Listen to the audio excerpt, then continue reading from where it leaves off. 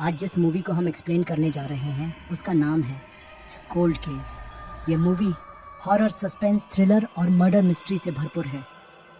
इस मूवी में दो कहानियां एक साथ चलती रहती हैं, एक डिवोर्स्ड माँ बेटी की और एक मर्डर केस की, और अंत में जाकर दोनों कहानियां एक दूसरे से मिल जाती हैं और हमें एक खौफनाक सच का पता चलता है।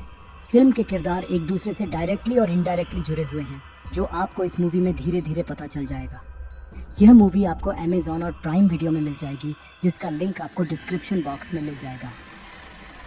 और दोस्तों, हाल ही में मैंने रूट नंबर 17 को एक्सप्लेन किया है, जिसमें एक कपल एक हॉन्टेड जंगल में जाकर खो जाते हैं और उन्हें ढूंढने के लिए एक पुलिस की टीम भी उस हॉन्टेड जंगल में जाती है, जिसके बाद उस जंगल के भयानक सच का हमें पता चलता है।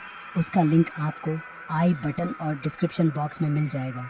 तो चलिए इस इंट्रो के साथ चलते हैं कोल्ड केस के मूवी एक्सप्लेनेशन की तरफ। फिल्म की शुरुआत में हमें वाराणसी का सीन दिखाया जाता है, जहां एक तांत्रिक किसी लड़की के अंदर से किसी आत्मा को निकालने की प्रक्रिया कर रहे हैं, और दूसरे ही पल हमें केरला दिखाया जाता है, जहां एक मौलवी किसी बच्चे के अंदर से भूत निकाल रहे हैं। जैसे कि हम और आप जानते हैं कि भूत, प्रेत और आत्मा का कोई साइंटिफिक एक्सप्लेनेशन नहीं है, लेकिन यह शायद एग्जिस्ट करती है। जिन्होंने देखा या इन चीज़ों का अनुभव किया है, वे लोग इस पर यकीन करते हैं, और कुछ तो पागल भी हो चुके हैं, जिसके बहुत से सबूत हैं। खैर, तो इसके बाद हम देखते हैं कि यह सब एक टीवी शो की फुटेज है, जो कि ऐसे ही हॉरर और आत्माओं के फुटेज बनाता है। और उस शो में एक लड़की काम करती है जिसका नाम मेधा है, जो इस शो में डायरेक्टर का काम करती है और कभी कभी एंकर का भी, लेकिन वो खुद भूत और आत्मा को नहीं मानती। उसके मुताबिक हर हादसे में कोई ना कोई लॉजिक ज़रूर होता है, जिसे लोग भूत और आत्मा से जोड़ते हैं। मेधा एक निडर, आत्मविश्वासी और इंडिपेंडेंट लड़की है।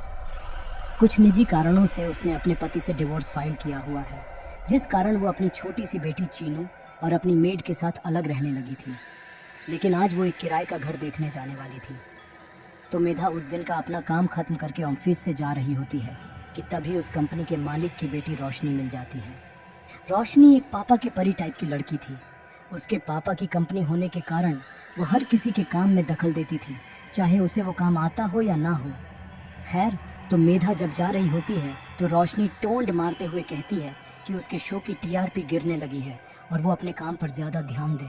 लेकिन मेधा उस पर ज़्यादा ध्यान ना देते हुए वहाँ से निकल जाती है। मेधा के पार्किंग एरिया पर जाते जाते उसके सास का फ़ोन आता है, जिनके बातों से हमें यह पता चलता है कि मेधा की सास बहुत डोमिनेटिंग नेचर के है, और उसे ये कहती है कि तलाक के बाद मेधा चीनू का अच्छी तरह से ख्याल नहीं रख पाएगी। मेधा अपने सास के बातों को इग्नोर करके अपनी कार से उसके नए घर को देखने के लिए निकल जाती है। उसके नए घर के रास्ते पर हम एक झील देखते हैं, जहाँ कुछ मछुआरे मछलियाँ पकड़ रहे थे। ऑफिस से घर और घर से ऑफिस जाते वक्त ऐसा नज़ारा मन को शांति देती है। उस झील को पार करके मेधा आगे निकल जाती है, और हम देखते हैं कि उन मछुआरों में से एक मछुआरे के जाल में एक काले थैले में लिपटी एक इंसान की खोपड़ी मिलती है, और देखते ही देखते वहाँ मीडिया और पुलिस पहुँच जाती है। वो झील वहाँ के होम मिनिस्टर के घर के पास थी, जिस कारण ये केस एक बहुत ही काबिल officer, assistant commissioner of police Satyajit को दिया जाता है, जिसका आज तक का ट्रैक रिकॉर्ड बहुत अच्छा रहा है, और उसको एक डेडिकेटेड टीम भी दिया जाता है सिर्फ इस केस पर काम करने के लिए। दूसरी तरफ हम देखते हैं कि इन सब से अनजान मेधा उस नए घर को देख रही थी और फोटो और वीडियो क्लिक कर रही थी। मकान मालिक बताता है कि यह घर बहुत बड़ा है, जो कि खाली रहता है, इसलिए वह इस घर को भाड़े पर दे रहा है, और उसने कुछ सामान भी अरेंज किया है, जैसे ओवन, रेफ्रिजरेटर और बाकी ज़रूरी सामान। मेधा और उसकी माँ को यह घर बहुत अच्छा लगता है, और दूसरे दिन से ही मेधा अपनी छोटी बेटी चीनू और अपनी मेड के साथ रहने लगती है। और मेधा को लगता है कि अब जीवन एक सही ट्रैक पर चलनी शुरू हो चुकी है, लेकिन वो गलत थी। उसका ट्रैक तो अभी बदलने वाला है, जिसे सही किए बिना वो कभी भी सही ट्रैक पर नहीं जा पाएगी। और यहीं से शुरू होती है इस फिल्म का पहला अध्याय। खैर, तो दूसरी तरफ हम सत्यजीत को देखते हैं, जो अपनी टीम के साथ फॉरेंसिक लैब जाता है, जहां उन्हें यह पता चलता है कि जो इंसानी खोपड़ी उन्हें झील में मिली थी वो एक लड़की की है, जिसकी उम्र लगभग 25 से 30 के बीच की है, और उसका मर्डर लगभग 1 साल पहले 2019 के सितंबर या अक्टूबर के महीने में हुई थी। और इस सुराग को आधार बनाकर पुलिस अपनी तहकीकात शुरू करती है और उन लड़कियों की एक सूची निकालती है जिनकी मिसिंग कंप्लेन की गई हो।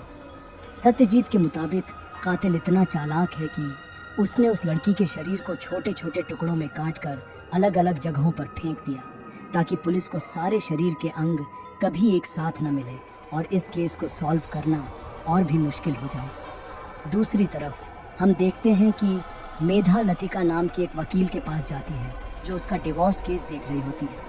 मेधा के साथ उसकी बेटी चीनू भी जाती है उसकी पसंदीदा गुड़िया को लेकर, जिसका नाम उसने परी रखा था। और उस गुड़िया को चीनू आपने से कभी अलग नहीं करती थी क्योंकि ये गुड़िया उसे उसकी मासी ने दी थी जो अब इस दुनिया में नहीं है।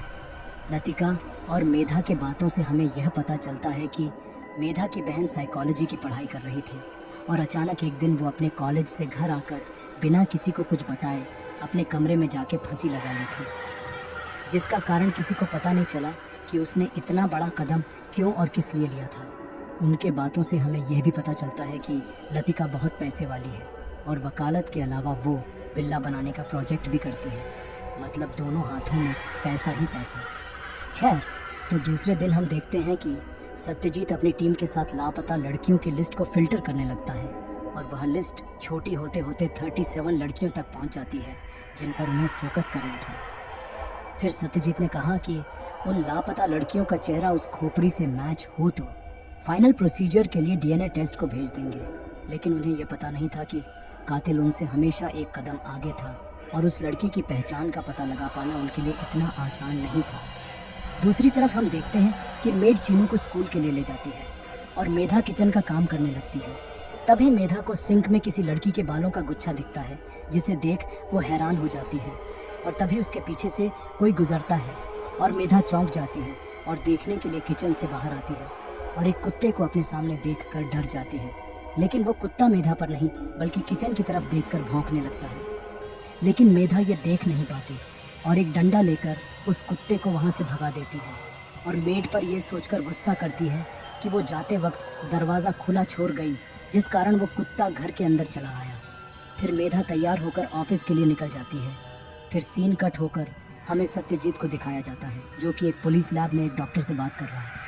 सत्यजीत कहता है कि खोपड़ी से उसके असली चेहरे का पता लगाने की कोशिश करनी होगी क्योंकि कोई और सुराग या लीड अब तक पुलिस को नहीं मिली है। सत्यजीत की बात सुनकर डॉक्टर अपने काम पर लग जाता है, लेकिन काफ़ी कोशिश करने के बाद भी उन्हें कोई सफलता हासिल नहीं होती है। ये सुनकर सत्यजीत थोड़ा निराश होता है। फिर डॉक्टर कहता है कि अगर वो डिजिटली उस खोपड़ी पर फेस लगाने की कोशिश करें तो शायद उन्हें सफलता मिल सकती है, जिसे सुन सत्यजीत के मन में एक आशा की किरण फूटी और डॉक्टर को डिजिटल फेस बनाने को कहता है। उसी रात को हमें मेधा का घर दिखाया जाता है जहां वे सब लोग सो रहे थे कि तभी घर में चारों तरफ फर्श पर पानी फैल जाता है, जिसे देख मेधा सोच में पड़ जाती है कि इतना सारा पानी कैसे और कहां से आया, और देखने के लिए अपने कमरे से बाहर आती है। तभी अचानक उसके सामने उसकी मेड आती है जो बहुत डरी और घबराई हुई थी। मेधा के पूछने पर मेड डरते हुए बताती है कि वो जब सो रही थी तब रात के सन्नाटे में उसने किसी लड़की के रोने की आवाज़ सुनाई दी और जब वो देखने के लिए किचन में गई तब वहाँ उसने एक भयानक आकृति वाली एक लड़की को देखा, जिसे देख वो डर के बाहर आई और मेधा से टकरा गई। मेधा जो भूत और आत्मा को नहीं मानती थी वो मेड को ये सब बकवास बताती है और पानी साफ करके सोने को कहती है। फिर दूसरे दिन हम देखते हैं कि सत्यजीत अपने ऑफिस में अपनी टीम के साथ उस केस पर डिस्कस कर रहा था। उसी वक्त उसका शराबी मामा उसे मिलने वहाँ आ जाता है और यही मामा इस केस को सॉल्व करने में एक अहम भूमिका निभाएगा। खैर, तो इस मामा और सत्यजीत का थोड़ा बैकग्राउंड बता देता हूँ। सत्यजीत का उसके मामा के अलावा इस दुनिया में और कोई अपना कहने वाला नहीं है, जिस कारण सत्यजीत अपने शराबी मामा को बहुत प्यार करता है और जितना बन सके उनकी मदद करता है। लेकिन आज वो अपने भांजे के पास आया था किसी केस के लिए ज़मानत के पैसे मांगने। सत्यजीत भी ज़्यादा कुछ नहीं कहता और पैसे दे देता है। मामा पैसे लेने के बाद सत्यजीत से कहते हैं कि हम दोनों का एक दूसरे के सिवाय और है ही कौन। अगर मैं मर गया तो मेरी लाश की पहचान करने वाला कोई तो है, मैं गुमनाम नहीं मरना चाहता। यह कहकर मामा वहाँ से चला गया। उनकी यह बातें सुनकर सत्यजीत के दिमाग की बत्ती जल उठी और अपनी टीम को बताया कि अगर वो लड़की एक अनाथ हो तो उसका ना तो कोई अपना हो और ना ही कोई मिसिंग रिपोर्ट लिखाने वाला। यह कहकर वे लोग सोच में पड़ जाते हैं। दूसरे सीन में हम देखते हैं कि डिप्टी कमिश्नर मालिनी उस केस के बारे में अपडेट लेने के लिए एक मीटिंग रखती है, जहां सत्यजीत बता रहा है कि शायद उस लड़की का कोई रिश्तेदार या फैमिली पर्सन नहीं है जिस कारण उन्हें कोई भी मैचिंग मिसिंग रिपोर्ट नहीं मिली। फिर सत्यजीत की टीम बताती है कि उस लड़की के खोपड़ी में जो एकमात्र दांत मिला है वो नकली दांत है, क्योंकि काफ़ी समय पानी के अंदर रहने के बाद सारे असली दांत निकल जाते हैं सिवाय नकली दांत के। और यही अब एकमात्र सुराग बचा है जिसके सहारे यह केस सॉल्व हो सकता है। इसके लिए वे लोग डॉक्टर आनंद पद्मनाथन के पास जाते हैं, जो कि एक ओडोंटोलॉजिस्ट होते हैं।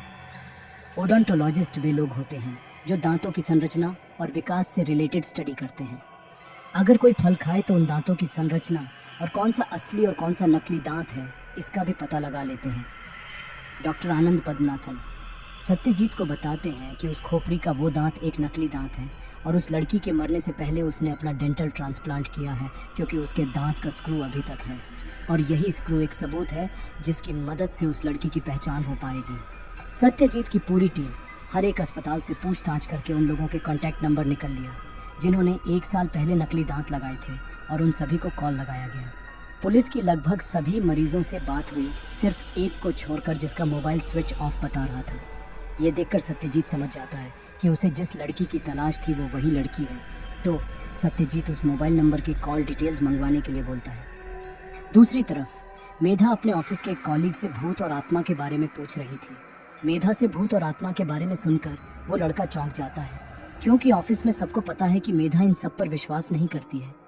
फिर वो लड़का मेधा को ज़ारा के बारे में याद दिलाता है, जो आत्मा से बात कर सकती है और जिसने मेधा को इंटरव्यू देने के लिए मना कर दिया था। इसके बाद दोनों मिलकर उसी दिन ज़ारा से मिलने उसके घर जाते हैं और हम देखते हैं कि ज़ारा एक अंधी औरत है और आत्मा से संपर्क करने के लिए कुछ विशेष डीएक्सिंग रेडियो की मदद लेती है। ये उस टाइप की रेडियो होती है जो कि गोस्ट हंटर्स या भूतों से बात करने वाले इस्तेमाल करते हैं। ज़ारा से मिलकर मेधा उन्हें सब कुछ डिटेल में बताती है कि जब से वे उस घर में गई हैं तब से उनके साथ पैरानॉर्मल घटनाएं हो रही हैं, और उसे सुनकर ज़ारा मेधा के घर उसी वीकेंड को जाने के लिए राजी हो जाती है। ज़ारा मेधा के घर जाकर पूरे घर को चेक करने लगती है। फिर ज़ारा वहीं एक रिचुअल करने लगती है और एक नाम उभर कर सामने आता है, ईवा मारिया। उसी वक्त सत्यजीत को भी उसकी टीम उस मोबाइल नंबर की डिटेल्स भेजती है जिसका मोबाइल स्विच ऑफ बता रहा था, और सत्यजीत जो प्रिंट आउट निकालता है और उसमें जो नाम निकल के आता है वह था ईवा मारिया। और हम देखते हैं कि वो आत्मा उस रेफ्रिजरेटर से निकल के बाहर आती है। मतलब कि उस आत्मा का और उस रेफ्रिजरेटर का कोई ना कोई संबंध तो ज़रूर है। और दोस्तों, यहीं से हम इस मूवी के दूसरे अध्याय में एंटर करते हैं। सत्यजीत ईवा मारिया के आधार कार्ड की मदद से उसकी तस्वीर निकाल लेता है, और जब उस खोपड़ी पर डिजिटली फेस बनकर तैयार हो जाती है तब वो ईवा मारिया के आधार कार्ड की तस्वीर से बिल्कुल मैच कर जाती है, और आखिर उस बेनाम खोपड़ी को उसका नाम और पहचान दोनों मिल जाती है। और उस मोबाइल नंबर के कॉल डिटेल्स को चेक करके सत्यजीत को ये पता चलता है कि ईवा मारिया के मरने के बाद भी वो मोबाइल 6 से 7 महीने तक एक्टिव था और वाराणसी में जाकर स्विच ऑफ हो गया था, जिसका मतलब ईवा मारिया का मर्डर करने के बाद कातिल ईवा मारिया के मोबाइल को लेकर घूम रहा था ताकि सबको ये लगे कि ईवा जिंदा है। इसके बाद सत्यजीत अपने एक इंस्पेक्टर के साथ ईवा मारिया के गांव जाता है उसके बारे में और इन्फॉर्मेशन कलेक्ट करने के लिए। उस गांव में पहुंचकर सत्यजीत और इंस्पेक्टर एक चाय की टपरी पर ईवा मारिया के बारे में पूछते हैं, जहां हमें ईवा मारिया के अतीत का पता चलता है। ईवा मारिया के पिता फिलिप उस गांव के बहुत ही रईस इंसान थे। ईवा मारिया के मां के मरने के बाद फिलिप ने उसकी देखभाल करने के लिए लिसी से शादी कर ली, लेकिन लिसी ईवा मारिया को पसंद नहीं करती थी, तो फिलिप रोज रोज के झगड़ों से परेशान होकर ईवा को एक बोर्डिंग स्कूल में भेज दिया था। फिर सत्यजीत को वहाँ के एक ब्रोकर से पता चलता है कि फिलिप के मरने के बाद उसकी सारी प्रॉपर्टी और सारे पैसे ईवा मारिया के नाम कर दिया था। फिर वह ब्रोकर बताता है कि फिलिप के जाने के बाद ईवा मारिया ने सारी ज़मीन और जायदाद चुपचाप चोरी छुपे बेच दी थी बिना किसी के सामने आए। ये सुनकर सत्यजीत उस ब्रोकर से प्रॉपर्टी सेल की कॉपी को अरेंज करने को कहता है, जो करने के लिए वह ब्रोकर राजी हो जाता है। ईवा मारिया की बैक स्टोरी जानने के बाद सत्यजीत लिसी से मिलने जाता है, जहां उसे पता चलता है कि ईवा मारिया ने बिरादरी से बाहर जाकर शादी की थी और शहर में जाकर रहने लगी थी। जब फिलिप को पता चला तो वो बहुत खुश हुआ और प्रॉपर्टी के कागजात, पैसे और ईवा मारिया के मां के जेवर लेकर ईवा से मिलने चला गया और उसे सारी चीज़ें देकर वापस आ गया था। और कुछ ही दिन बाद फिलिप मर गया। उस वक्त ईवा मारिया भी गांव में आई थी। लेकिन उसके बाद वो कभी नहीं आई। लेकिन हमें पता है कि क्यों वो उस गांव में दोबारा नहीं आई। इसके बाद सत्यजीत ईवा मारिया के पति का पता लगा लेता है, जिसका नाम दर्शन देव था। दूसरी तरफ मेधा को ज़ारा से पता चलता है कि ईवा मारिया की आत्मा उसे नुकसान पहुंचाना नहीं, बल्कि कुछ बताना चाहती है और मेधा की मदद चाहती है। मेधा भी मदद के लिए राजी हो जाती है और अपने तरीके से इन्वेस्टिगेशन करने लगती है। पहले तो मेधा वो रेफ्रिजरेटर कहाँ से आई थी उसका पता लगाने लगती है, लेकिन उसे कोई सफलता हासिल नहीं होती। फिर मेधा ईवा मारिया के फेसबुक प्रोफाइल को चेक करती है, जहाँ ईवा मारिया के फ्रेंड लिस्ट में उसे उसके वकील लतिका का नाम दिखता है। तो मेधा लतिका को कॉल लगाती है। लतिका बताती है कि ईवा मारिया उसकी एक क्लाइंट थी जिसने अपने पति से डिवोर्स लिया था। ईवा मारिया के पति का नाम दर्शन देव है और वह उसके ही चैनल में काम करता है, जो उस चैनल के मालिक की बेटी रोशनी का पति है। ईवा मारिया संसार के मोह माया से दूर जाना चाहती थी और इसी सफ़र में उसके साथ शायद कुछ गलत हुआ होगा।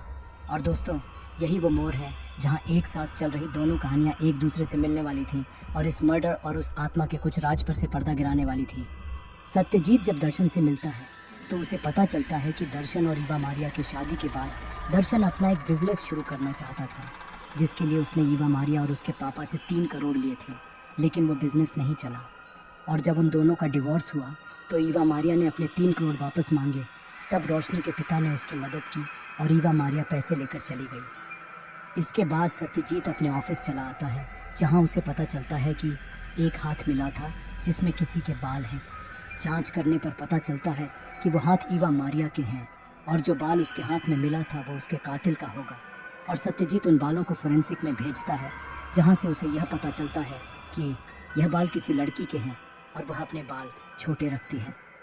दूसरी तरफ हम मेधा और उसके दोस्त को देखते हैं, जो ईवा मारिया के ऑफिस जाती है, जहां वो ईवा मारिया के एक दोस्त से मिलती है, जिससे उसे पता चलता है कि ईवा मारिया जॉब छोड़ने वाली थी और इस संसार के मोह माया से दूर जाना चाहती थी। लेकिन अचानक उसने ऑफिस आना बंद कर दिया। कुछ दिन बाद ईवा मारिया के दोस्त की शादी थी, तो उसने ईवा मारिया को कॉल लगाया था, लेकिन ईवा मारिया फ़ोन पर नहीं आई। और जब उसने ईवा मारिया को व्हाट्सएप मैसेज किया, तब ईवा मारिया ने रिप्लाई किया कि वो एक टूर पर है और उसके शादी पर नहीं आ पाएगी। मेधा के पूछने पर ईवा मारिया की दोस्त बताती है कि ईवा मारिया पास ही सखी नाम की एक हॉस्टल में रहती थी। इसके बाद मेधा वहाँ से चली जाती है। इन्वेस्टिगेशन करते करते सत्यजीत भी ईवा मारिया के हॉस्टल सखी तक पहुँच जाता है, जहाँ हॉस्टल के वार्डन बताती है कि ईवा मारिया यहीं रहती थी, लेकिन अचानक वो अपना सामान और कपड़े छोड़कर गायब हो गई। और फ़ोन लगाने पर फ़ोन पर नहीं आई, लेकिन व्हाट्सएप पर मैसेज भेजने पर रिप्लाई किया कि वो नहीं आ सकती और वो अपने एक दोस्त को भेजेगी जो उसका सामान ले लेगी। यह सब जानकर सत्यजीत जाने लगता है कि तभी वार्डन बताती है कि कुछ दिन पहले एक और लड़की आई थी ईवा मारिया के बारे में जानने के लिए। सत्यजीत वार्डन को अपना फ़ोन नंबर देते हुए बोलता है कि अगर वो लड़की दिखे तो उसे कॉल करें। ऑफिस वापस आके सत्यजीत ईवा मारिया के फेसबुक प्रोफाइल को चेक करता है, जहां कोविड के समय का एक फ़ोटो मिलता है जो कि ईवा मारिया के मर्डर के बाद का था। सत्यजीत अपनी टीम से कहते हैं कि जिस वक्त वह कातिल ईवा मारिया के मोबाइल को लेकर वाराणसी में घूम रही थी, तब कोविड वहां आ गया था। उस लॉकडाउन में गवर्नमेंट लोगों को दूसरे स्टेट से वापस ला रही थी, जिसका लिस्ट भी मेंटेन किया गया था और जिसमें वो कातिल आई थी। अगर हम वो लिस्ट देखेंगे तो हमें उस कातिल का नाम भी मिल जाएगा। ये सोचकर टीम वो लिस्ट मंगवाती है और सत्यजीत को उस लिस्ट में ईवा मारिया का नाम दिख जाता है, जिसे देख सत्यजीत मुस्कुराते हुए कहता है कि कातिल ने वापस आने के लिए ईवा मारिया का नाम इस्तेमाल किया था। तभी सत्यजीत को उस लिस्ट में अपने मामा का नाम दिखता है, जिसे देख वो उसी वक्त अपने मामा के पास जाकर पूछता है कि क्या उन्हें ईवा मारिया के बारे में कुछ पता है। और चौंकाने वाली बात यह है कि वे जब वाराणसी से वापस आए थे, तब खिड़की वाली सीट के लिए उनकी और ईवा मारिया के बीच झगड़ा हुई थी। खिड़की के लिए लड़ाई, मेरे तो बचपन की यादें ताज़ा हो गईं। खैर, तो उसके बाद मामा ने कहा कि उस लड़ाई के बाद दोस्ती भी हो गई थी और पूरे रास्ते वे बातें करते करते वापस आए थे। सत्यजीत उन्हें बताते हैं कि ईवा मारिया मर चुकी है और ईवा मारिया की तस्वीर दिखाता है जो आधार कार्ड से मिली थी। तस्वीर देखकर मामा कहते हैं कि यह ईवा मारिया नहीं है और वो मरी नहीं है, क्योंकि मामा ने कुछ दिन पहले ही ईवा मारिया को देखा था, लेकिन उन्हें याद नहीं आ रहा था कि कहाँ देखा था। तो सत्यजीत उन्हें यह कहकर चला जाता है कि जैसे ही उन्हें याद आए तो उसे कॉल करें। फिर हम देखते हैं कि सत्यजीत को ईवा मारिया के हॉस्टल के वार्डन का कॉल आता है और वार्डन कहती है कि जो लड़की ईवा मारिया के बारे में इंक्वायरी करने उस दिन आई थी वह टीवी पर है। और हम देखते हैं कि टीवी पर मेधा थी और यहीं दोनों कहानियाँ एक दूसरे के आमने सामने आते हैं। सत्यजीत मेधा से एक रेस्टोरेंट में मिलता है जहाँ मेधा सत्यजीत को उसके साथ घटे सभी घटना बताती है, जैसे ईवा मारिया के डिवोर्स के बारे में जो लतिका हैंडल कर रही थी और उसके ऑफिस के दोस्त के बारे में और ईवा मारिया के भूत के बारे में भी, जिसे सुन सत्यजीत हंसने लगता है क्योंकि वह भी मेधा की तरह भूत और आत्मा पर विश्वास नहीं करता है। लेकिन मेधा बताती है कि वो पहले इन सब बातों को नहीं मानती थी लेकिन अब यकीन करती है। तभी सत्यजीत को उसके मामा का कॉल आता है जो बताते हैं कि उन्होंने ईवा मारिया को कोर्ट के बाहर वकील के ड्रेस में देखा था। यह सुनकर सत्यजीत को थोड़ा शक होता है। फिर तभी ईवा मारिया के गांव का वो ब्रोकर सत्यजीत को प्रॉपर्टी सेल की कॉपी का फोटो भेजता है जिसमें उस कातिल का फोटो होता है जो ईवा मारिया के मरने के बाद उसकी प्रॉपर्टी को बेच दिया था। फोटो मिलने के बाद सत्यजीत मेधा को वो फोटो दिखाते हुए बोलता है कि ईवा मारिया का कातिल ये है और उस कातिल का फोटो देखकर मेधा के तो जैसे होश ही उड़ गए क्योंकि वो फोटो किसी और की नहीं बल्कि मेधा और ईवा मारिया के वकील लतिका की थी। उसी वक्त सत्यजीत और मेधा लतिका के घर के लिए निकल जाते हैं और सत्यजीत अपनी टीम को लतिका के घर जाकर उसे गिरफ्तार करने के लिए बोलता है और उसकी टीम लतिका के घर के लिए रवाना हो जाती है। उधर सत्यजीत जाते वक्त मेधा को बताता है कि यह मर्डर सिर्फ पैसे के लिए हुआ है और लतिका एक वकील है जिस कारण वो कानून के दांव पैच जानती है। दूसरी तरफ हम देखते हैं कि सत्यजीत की टीम लतिका के घर पहुंच जाती है लेकिन उन्हें उसके घर में कोई भी नहीं मिलता। लतिका शायद वहां से जा चुकी थी लेकिन कहाँ। और फ्लैशबैक में हमें असली कहानी के भयानक राज का पता चलता है। तो हुआ कुछ ऐसा था कि जब ईवा मारिया ने अपने पति दर्शन से डिवोर्स लिया था तब दर्शन ने उसे उसके 3 करोड़ रुपए भी वापस कर दिए थे। डिवोर्स होने के बाद लतिका देखती है कि ईवा बहुत परेशान है तो लतिका ईवा को अपने साथ अपने घर ले जाती है और रास्ते में ईवा के मूड को ठीक करने के लिए बताती है कि उसके पापा ने एक विला के प्रोजेक्ट के लिए कुछ इन्वेस्टर्स से पैसे लिए थे लेकिन उस प्रोजेक्ट के पूरा होने से पहले ही लतिका के पापा मर गए और सारी जिम्मेदारी अब उसके कंधों पर है। फिर लतिका बताती है कि उसके पास उस प्रोजेक्ट को पूरा करने के लिए पैसे नहीं हैं और अगर प्रोजेक्ट पूरा नहीं हुआ तो इन्वेस्टर्स उस पर केस कर देंगे और उसे जेल भी हो सकती है। लेकिन फिर भी वह खुश रहती है। ये बातें करते करते वे लोग लतिका के घर तक पहुंच जाते हैं। लतिका के घर में पहुंचकर ईवा बोलती है कि वो अब थक चुकी है और जीवन के इस मोह माया से दूर जाना चाहती है लेकिन उससे पहले वो अपने गांव जाकर सारे पैसे और प्रॉपर्टी अपने सौतेली माँ लिसी को दे देगी कि शायद ये पैसे और प्रॉपर्टी मिलने के बाद वो उससे प्यार करने लगे। ये कहकर दोनों ड्रिंक्स करने लगते हैं और ईवा वहीं डाइनिंग टेबल पर ही सो जाती है और लतिका डांस करते करते ईवा को मारने का पूरा प्लान बनाती है और फिर लतिका एक तार से ईवा का दम घुटकर मार डालती है। फिर लतिका ईवा के शरीर को बाथरूम में ले जाके एक कटिंग मशीन से जो उसके विला के कर्मचारियों ने उसके घर में रखा था उससे ईवा के छोटे छोटे टुकड़े करके अलग अलग पॉलीथीन बैग में करके उसके रेफ्रिजरेटर में रख देती है। और दोस्तों ये वही रेफ्रिजरेटर है जो अभी मेधा के घर में है और हमें उस आत्मा के उस रेफ्रिजरेटर में रहने के राज का पता चल जाता है। इसके बाद लतिका अलग अलग समय में ईवा के शरीर के अंगों को अलग अलग जगह पर जाकर फेंक आती है ताकि ये केस और भी उलझ जाए और वो कभी ना पकड़ी जाए। लेकिन एक वकील होने के बावजूद वो भूल गई थी कि परफेक्ट क्राइम बोलकर कुछ नहीं होता। उसके बाद लतिका ईवा का मोबाइल लेकर वाराणसी चली जाती है और वहाँ के फ़ोटो क्लिक करके ईवा के फेसबुक अकाउंट पर पोस्ट करने लगती है ताकि लोगों को यह दिखा सके कि ईवा जिंदा है। लतिका किसी की भी कॉल को नहीं उठाती ताकि लोगों को शक ना हो लेकिन जब कोई ईवा को व्हाट्सएप मैसेज दे तो लतिका उन मैसेजेस का रिप्लाई करती थी। फिर लतिका ईवा का मोबाइल वाराणसी के पानी में फेंक देती है ताकि सबको ये लगे कि ईवा वाराणसी में ही कहीं खो गई है या उसके साथ कुछ हो गया है। फिर हम प्रेजेंट टाइम में देखते हैं कि लतिका कहीं और नहीं बल्कि मेधा के घर गई होती है उन सबूतों को मिटाने जो मेधा में इकट्ठा की थी। सबूत ढूंढते ढूंढते लतिका उस रेफ्रिजरेटर के पास पहुंच जाती है और रेफ्रिजरेटर लतिका के सामने खुल जाता है और लतिका के एक चीख और एक ब्लास्ट के साथ ये सीन यहीं कट हो जाता है। दूसरे दिन हमें दिखाया जाता है कि मेधा के घर के सामने मीडिया और पुलिस खड़ी थी जहां एक रिपोर्टर बताती है कि पिछली रात को मेधा के घर में रेफ्रिजरेटर ब्लास्ट होने के कारण लतिका की मौत हो गई है। ये जानकर मेधा सत्यजीत को बोलती है कि आखिर रीवा के आत्मा ने अपना बदला ले ही लिया। लेकिन सत्यजीत मुस्कुराते हुए बोलते हैं कि ये किसी आत्मा ने नहीं बल्कि एक एक्सीडेंटल डेथ है। दोनों के विचारों में मतभेद था, लेकिन दोनों ही अपने अपने जगह पर सही थे।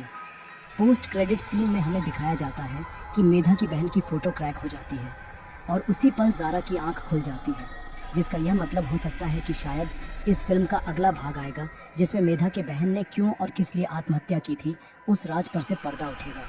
लेकिन यह हम उस फिल्म में ही जान पाएंगे। और इसी के साथ ये मूवी यहीं समाप्त हो जाती है। अगर आपको ये एक्सप्लेनेशन अच्छी लगी हो तो इसे लाइक कर देना, और अगर नए हो या अभी तक सब्सक्राइब नहीं किए हो तो सब्सक्राइब कर देना। तो चलिए मिलते हैं दूसरी मूवी एक्सप्लेनेशन में।